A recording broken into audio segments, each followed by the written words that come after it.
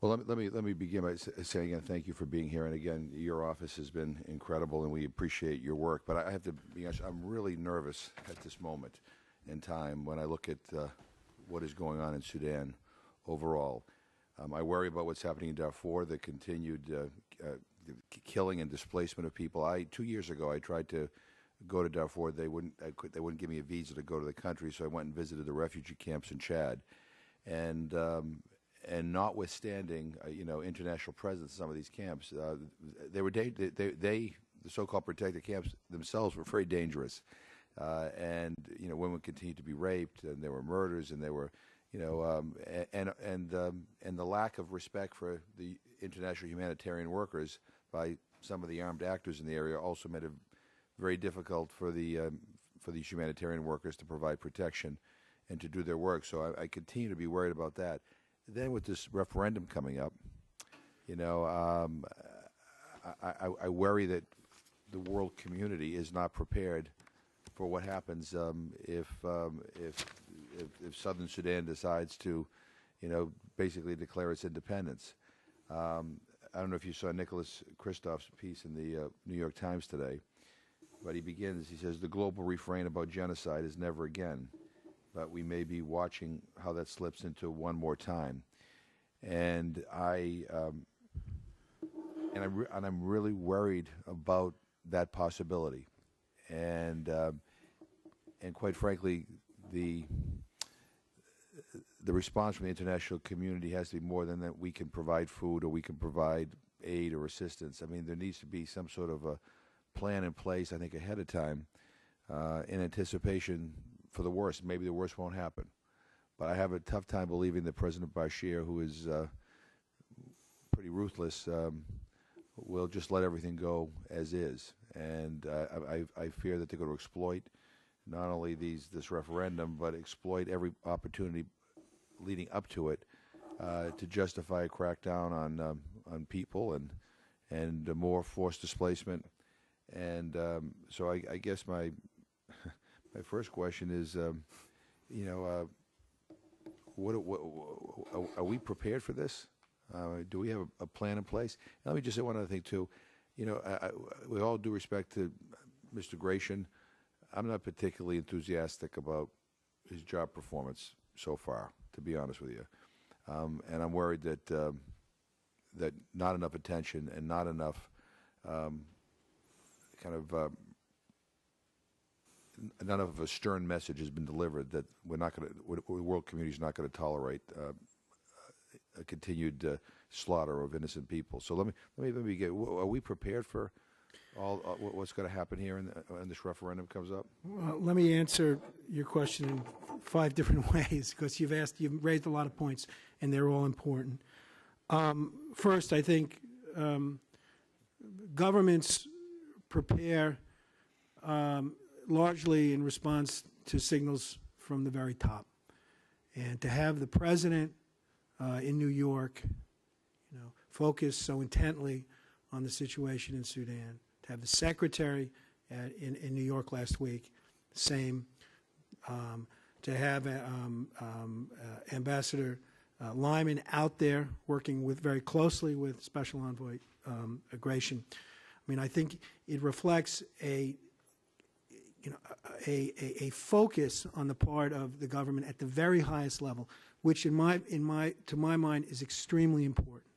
And it seems to me there's contingency planning, or there's being ready for contingencies in 2 respects. Number one, on the humanitarian side, which really is my brief, and if things don't go the way we want them to go and expect them to go, are we planning for? Are we in a position? Are we working with international partners, saying, what if there is a situation which doesn't go in the right direction?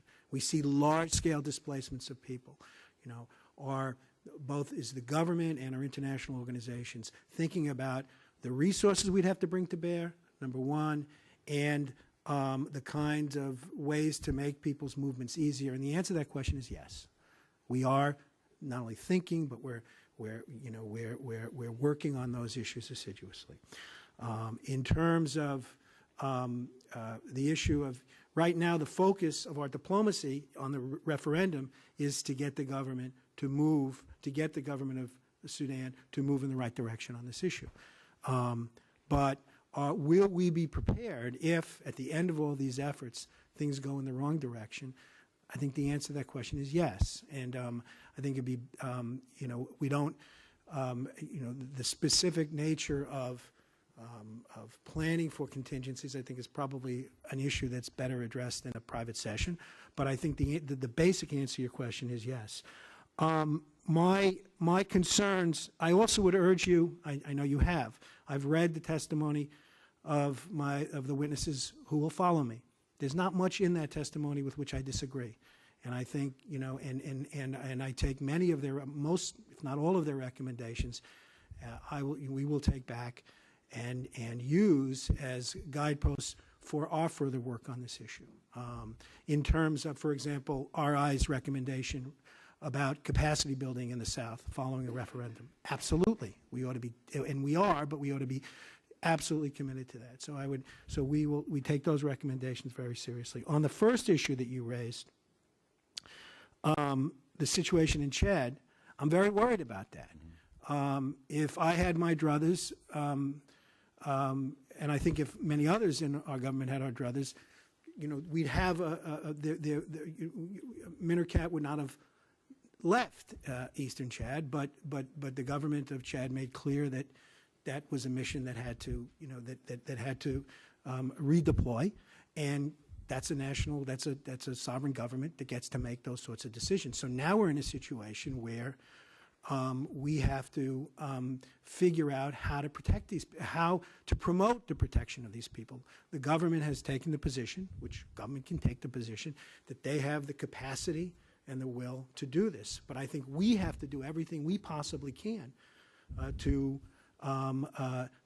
help them make that true. And what we've done in the past, my bureau has done something pretty unusual in the past. We provided support for a unit of the Chadian police that was playing a role in protection in cooperation with Minurcat. UNHCR is looking at the possibility of continuing that protection with our support, and I think those are the kinds of things that we have to look at in a situation where we just got to do the best that we can.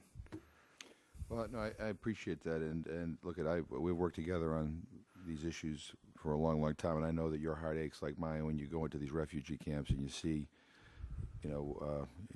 just people whose lives have been totally devastated, and where there's in many cases not a lot of hope. I mean, the one problem that one of the things I heard over and over when I was touring the camps in Chad, from a lot of the people who have fled Darfur, was that they don't see a future. I mean, they're not convinced that in fact, they're ever going to be able to go home, or that the violence will get better. There's this.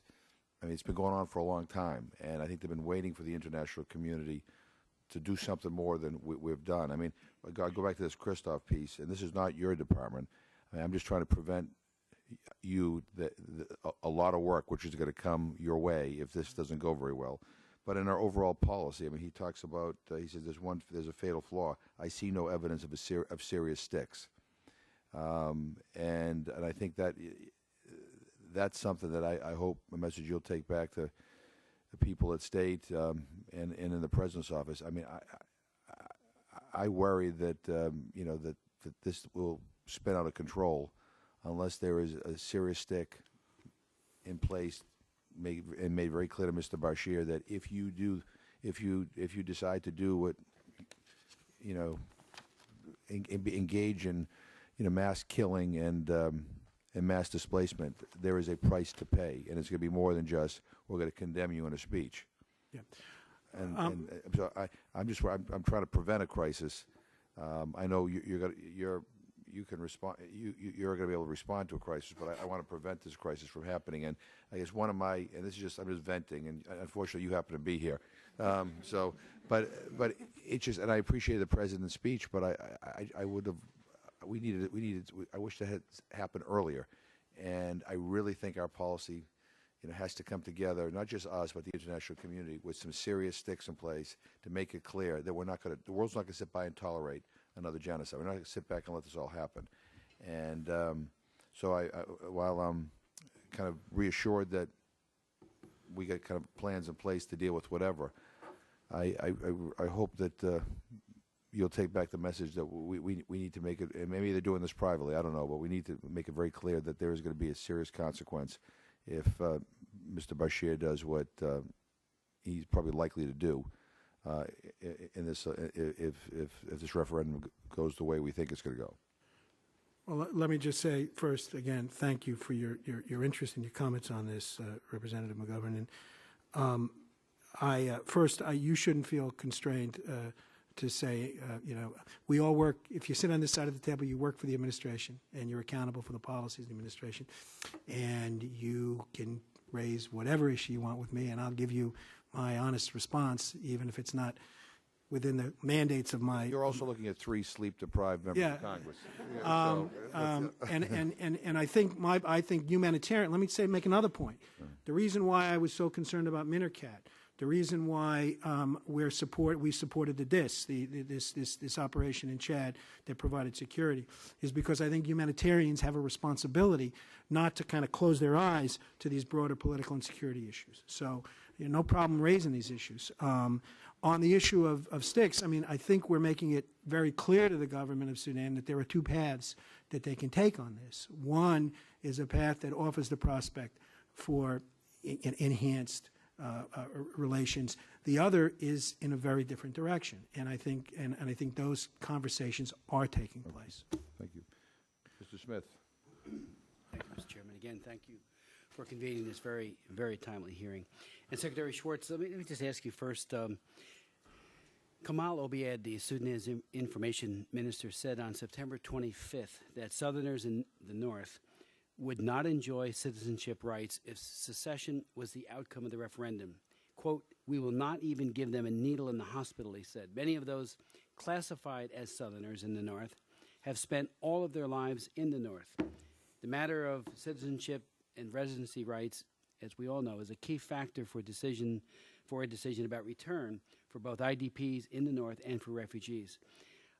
Could you elaborate on your take on this very important issue, and how is the information even being communicated to the people so that they can return in a timely fashion? And secondly, along those same lines, when many of these people do return, they find, as we have often found, homes are occupied. We saw it in Bosnia. We've seen it all over the world. When people make that return, somebody's in their home. Government officials, somebody, and I'm wondering how that is being dealt with, because that certainly raises a whole series of very important issues. There's no more important issue to me right now in this context, in terms of what lane I occupy in the government, than this issue of statelessness, of nationality. I was in New York last week, and I met with the Sudanese foreign minister. I met with an official of the government of South Sudan, and we spent a lot of time on this issue. And I left my meetings with the same kinds of concerns that you've just described. And what you just, the statement you just articulated is a source of great concern. I told and what I said to the foreign minister, I'll say again. I said that whatever the passions are on this issue in terms of the outcome of the referendum, political leaders need to exercise leadership. And when populations become impassioned, often as not, if I can say parenthetically, it's a result of being inflamed by political leaders who use it for the wrong kind of political advantage. So just as they can use it in the wrong way,